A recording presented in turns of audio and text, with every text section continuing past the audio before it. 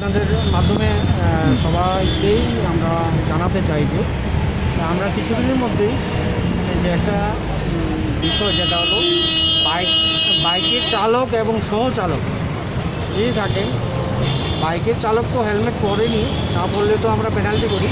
আর এখন থেকে সহচালক যিনি, যেটা অলরেডি মোটর ভেহিকেল অ্যাক্টে আছে, কিন্তু আমরা সাধারণত এটা করছি না।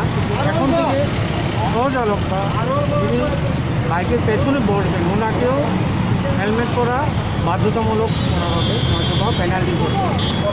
তো আমরা কিছুদিনের মধ্যে এটা আপনাদের মাধ্যমে এটা প্রচারের আলোকে নিয়ে যাই, যাতে ঘর থেকে বেরোলে চালকের সঙ্গে সহচালকও হেলমেটটা পরে বেরোয়। না হলে আমরা আইনানুগ পেনাল্টি করবো অথবা প্রসিকিউশন দেওয়া হবে। কবে থেকে এটা শুরু হতে পারে? খুব সহসাই শুরু হবে। তো এর আগে আমরা চাইছি একটু প্রচার হোক, সবাই জানলে বিষয়টা, সবাই যদি আগে থেকে প্রস্তুত হয়ে বাড়ি থেকে বের হয় তো অযথা পেনাল্টি করতে হলো না। তো আমরা খুবই সহসায় এটা শুরু করতে যাচ্ছি।